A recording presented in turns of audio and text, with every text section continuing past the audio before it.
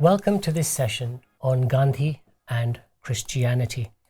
I'm joined here by Jacob Cherian, who's travelled all the way from India to offer his insights and wisdom on this fascinating topic. Thank you, Jacob, for being here. Thank you, Rahil. Thanks for inviting me here. It's a pleasure. In previous sessions, we looked at how Christian individuals had influenced and shaped Gandhi's worldview. We also looked at how Gandhi saw different passages, how he interpreted different passages in the Bible. And we also looked at how the Sermon on the Mount helped write Gandhi's political strategy, and how he saw the Sermon on the Mount not just as a spiritual document, but one of the most profound political documents of all time. In this session, we will look at how Gandhi viewed Jesus' teachings and how he applied those teachings to his political worldview, and how he felt that these teachings of Christ are the most practical, pragmatic teachings that can shape a nation state. Before we begin, I just wanted your insights, Jacob, because up until now, in other sessions, we've talked of the oppressor and Gandhi fighting for freedom. Mm-hmm. And for the sake of our audience, just wanted to offer a bit of nuance to the context of colonialism in India, because Gandhi did see the British as fair players. Mm-hmm. Yeah. The argument was self-governance as opposed to its bad governance, right? Yeah. Otherwise, after 1947, the new government of India would not have adopted a Westminster-style model of governance. Yeah. They would have adopted something from Washington, D.C. That's right. or Paris, for that matter.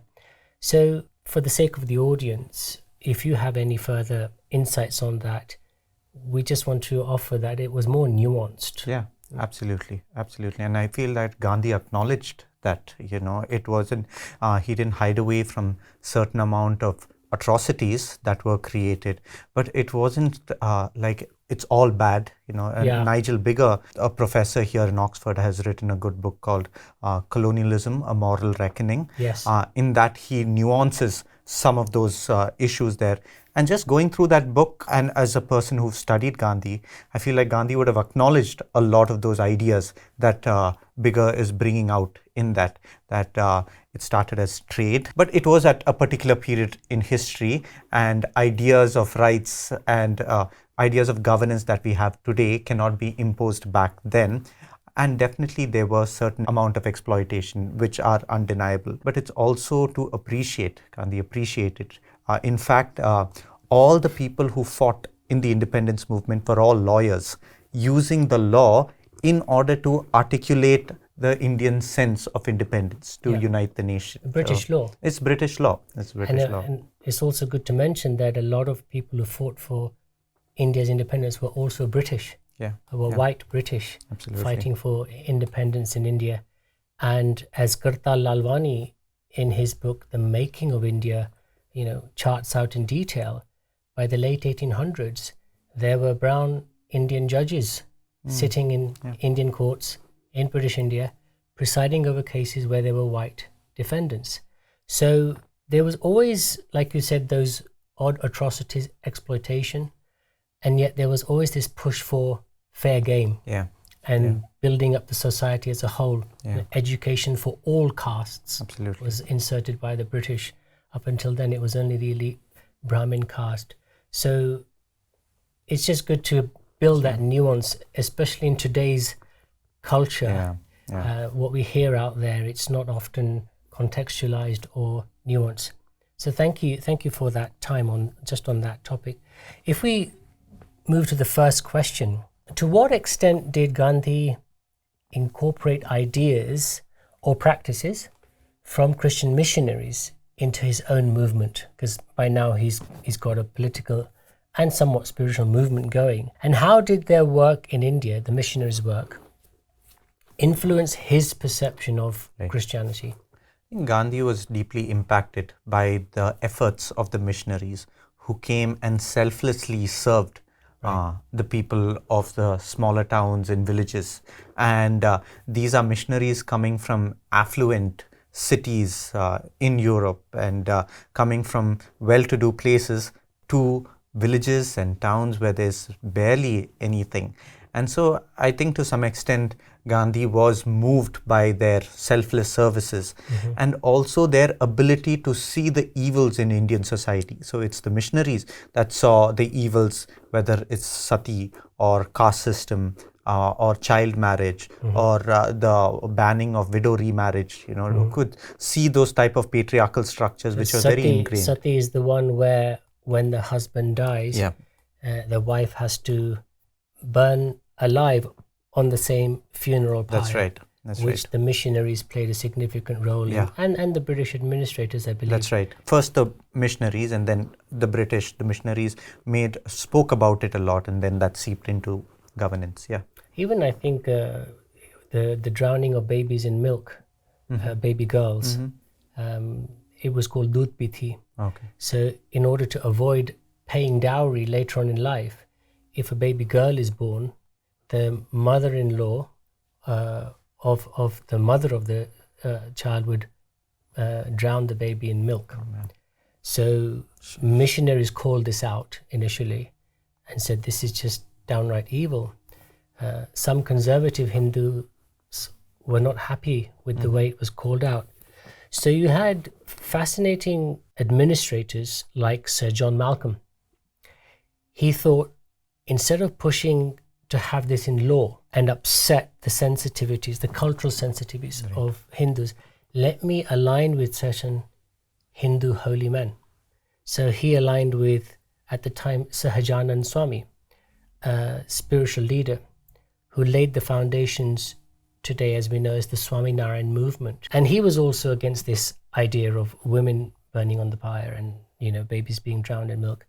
So the missionaries actually kicked that whole movement off, and that was completely then abolished in India. Yeah. And later on, the modern Hindus, right from your Raja Ram Mohan Roy to Gandhi, and of course all these towering figures, later on adopted that within themselves also as something that they would move forward with. But there was always appreciation for the missionaries for bringing that out, for calling that out. Because the caste system and karma backs the evil somewhat. When you see bad things happening to poor people or to those who are oppressed, the worldview often, especially in rural India, even today, is that, well, that's their karma and they have to play it out. And because they're from that caste, this happens to them. And a missionary who has a worldview of all are created equal in the image of God comes and sees the evil. So Gandhi probably saw the Christian teaching play out in society towards the meek people. What about, on that note, is it E. Stanley Jones?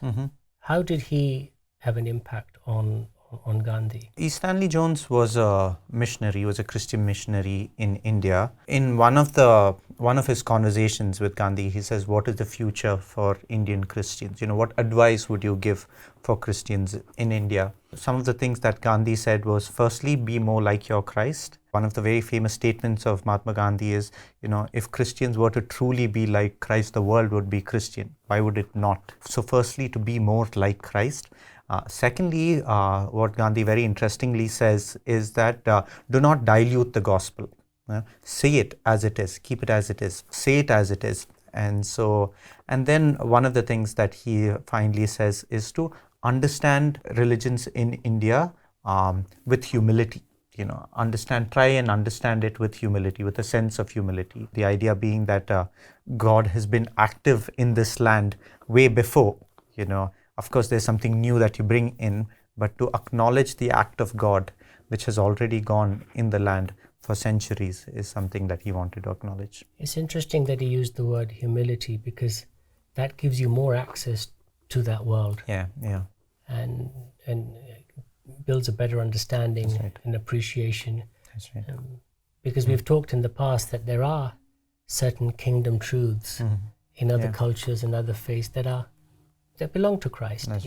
You might not see that in the context of a Western church, but they are these beautiful kingdom truths. So next question, as Mahatma Gandhi emphasized truth, non-violence and social justice throughout his life, how did his political philosophy align with these principles? And how did his understanding of Christianity shape his approach to politics and governance? Maybe the best way to answer this question would be to give one particular example in Gandhi's life. So just to give a quick timeline here, Gandhi comes back to India in 1915 after his sort of successful stint in South Africa. As a lawyer? Not just as a lawyer, as a politician, as a reformer, because he established some civil disobedience and resistance in South Africa, because of which the British had to repeal some of their laws. So he attained some political success in South Africa, but nowhere close to the Mahatma that he will be later on in his life. But he's not an obscure figure. He's not an unknown figure. There are still people in the Indian National Congress, people who headed it like Gopal Krishna Gokhale, who recognize there is something. And the Indian National Congress, just for the sake of the viewers, was a movement that was fighting for independence. Yes. And that was across all kind of political views, or was it the same kinds of? I guess it was a body that would, at that point in time, do petitions with the British government in order to get some rights and benefits. All right. So they weren't thinking of independence at that point, but there was some thinking in that. They're thinking of home rule and more benefits. This is the movement that convinces C.F. Andrews, is it? Yes. To bring Gandhi back into India in 1915, as you say. So in 1950, Gandhi enters into India. By 1918, surprisingly, Gandhi becomes the undisputed leader of the Indian National Congress. And mind you, he's not entering into a political vacuum. There are a lot of scholars who try to figure out what happened in that 3-year period that made Gandhi rise to such a prominence. But whatever it is, from history we know that from 1918 on till like 1947, no decision is going to be taken in the Indian National Congress without consulting Gandhi in it. So Gandhi rises to prominence in 1918, and then he brings about the disobedience, non-cooperation movement in 1920. And this was a historical movement because in one sense, not all of India was galvanized together against the British. A small farmer who's working in southern part of India, say Mysore, he doesn't know the macro political things that are happening. So the National Congress was just a group of lawyers who were petitioning and then writing against the British. And Gandhi felt, no, if India had to fight, India had to be united. And so he brings about the non-cooperation, that is not cooperating with the bureaucracy of the British to stop working and to break down the economic flow. That's the push that he makes. A vast majority of India joined the movement, and he makes it a pan-Indian movement. To make a movement like this, to galvanize the masses against a common cause is not a small feat. And that could be one reason why the Congress found Gandhi of great value, because he made the Congress away from a group of elite lawyers to a mass political movement. Now, my point here is that he starts this movement and that credit goes to him. But in 1922, there comes this very famous incident called the Chauri Chaura incident, where a group of Indians kill a few police officers, all right, and these were Indian police officers but working under the British. And Gandhi immediately stops the movement. Now you would think, why would a person who has done something greatly historic, galvanized India in a way that had never been done before? Nearly 400 million people. Yeah, at that point in time, but a vast majority of them part of this movement. Why would he stop this movement?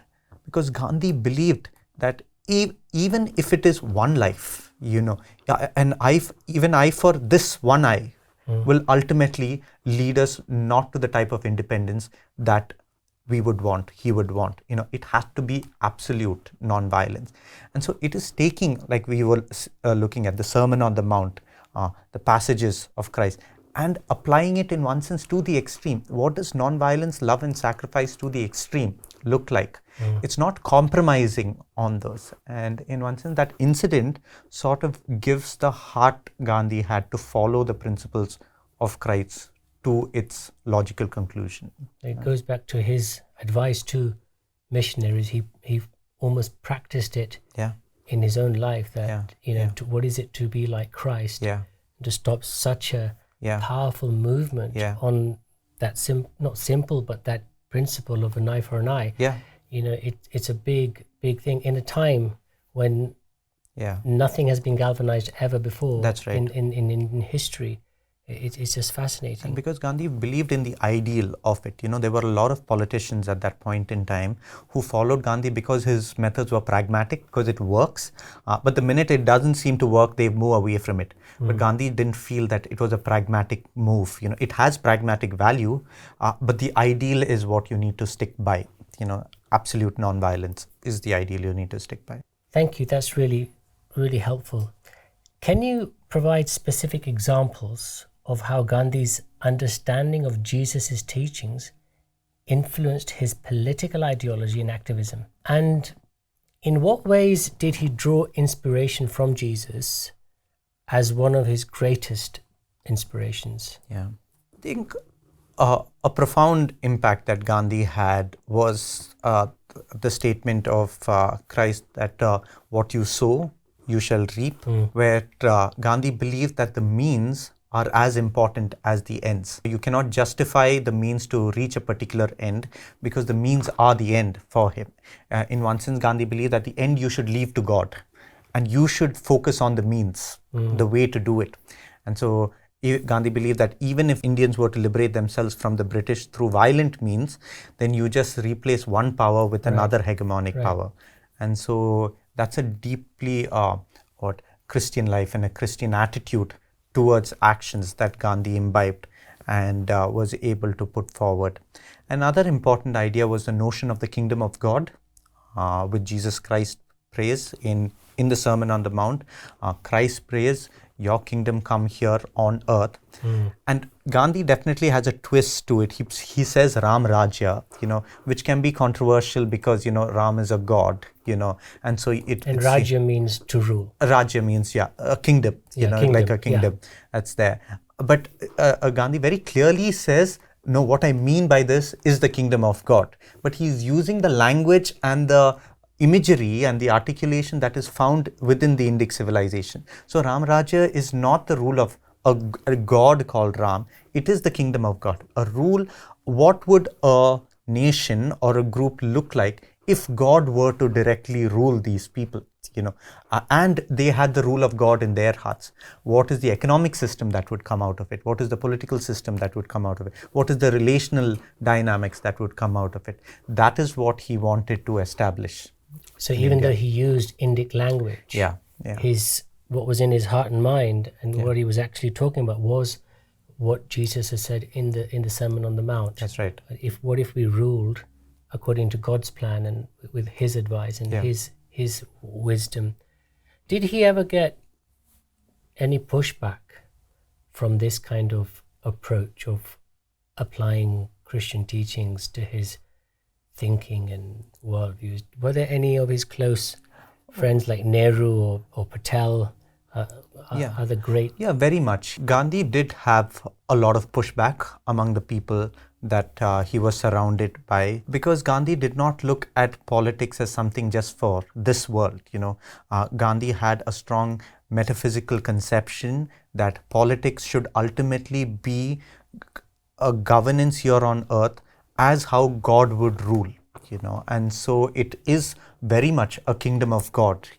He has a metaphysical conception behind it. A lot of it influenced deeply, like we saw, by Christianity and Christian principles.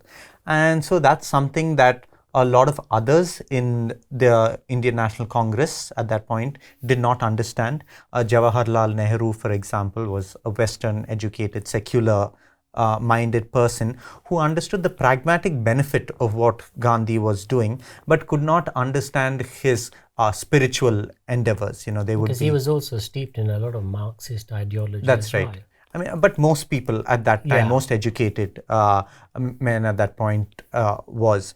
And so was Jinnah, the founder of Pakistan. He was also a very important member of the Congress, but secular, and he also could not understand why Gandhi did particular things that's there. Patel, who was an orthodox Hindu, again, he also was not able to completely comprehend Gandhi's actions because Gandhi does not fit within that framework of an orthodox Hindu, because he had deep influences from Christianity, Right. and he brought those as he campaigned within the Indian independence movement. Ambedkar was a strong critique of Gandhi. He felt that he was using spirituality as a show, and even in one of the passages he says, I was not deeply devoted to him in any way, so I was able to see the real him. I saw his fangs when he opened his mouth. That's interesting. Ambedkar was the person who drafted the Indian Constitution, which then came into action in 1952. Yes. And that he purposefully, along with the help of others, drafted it on Judeo-Christian values. That's right. Because he believed that Hinduism isn't compatible to democracy. Mm-hmm. And so he studied here at London School of Economics and obviously saw governance and what it means, equality and all those things, which is why as a Dalit from the lower caste, he converted later on to Buddhism, because it abolishes the whole caste system. But it's just interesting that he saw that as well, that the caste system and all these things about Hinduism are not compatible to equality, democracy, these kind of values. And so the whole constitution is Judeo-Christian. Exactly. But again, Ambedkar's religion would be a lot more practical. So Ambedkar would also, even within Buddhism, because he found that practically helpful for his people because it did not have the caste system. So it wasn't about the theology of it or the ideas or the concepts of God that are there in it, but rather the practical endeavor.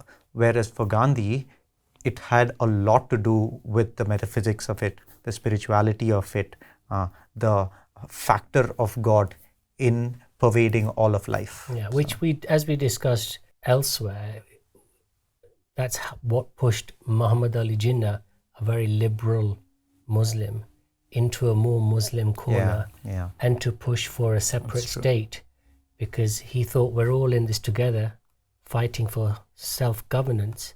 But if you want to make it all so spiritual and sort of Hindu, and he didn't know how much he was taking from Christianity, but he just saw it taking on too much of a spiritual dimension, which is one of the main reasons what pushed him to fight for a separate state. Although Gandhi's intentions were genuine and what he was doing, there were consequences of that as well. As we've discussed elsewhere, forgiveness is not a concept in Hinduism, and he's a devout Hindu, yet delving deep into Christian teachings and applying them. He could still understand the power of forgiveness and love and seeking truth in that way. It's just so interesting that nearly most of the people on the planet know about Gandhi, and they know what he stood for, which was peaceful resistance. And yet it's quite profound to know that a lot of that comes from his understanding of the Bible, the gospel stories, and the Christian thinkers and believers that he met in his life. And like you said earlier, it's pretty obvious that the missionaries in India created 100 Indian languages that would have gone extinct. And Dr. Babu Varghese mentions that in his thesis titled Let There Be India.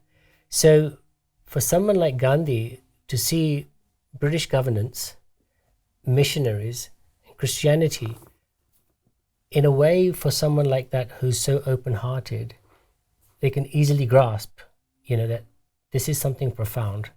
This is transforming, as you've just said. This is transforming, and in that context as well, like you mentioned, Stalin and Hitler, Mussolini, these people were on the rise. But as you said elsewhere, he saw the context of Jesus Christ within this powerful Roman empire, and yet his message was transforming. So he kind of stuck to that message of Jesus and his teachings, even though he was in this very powerful empire at the time.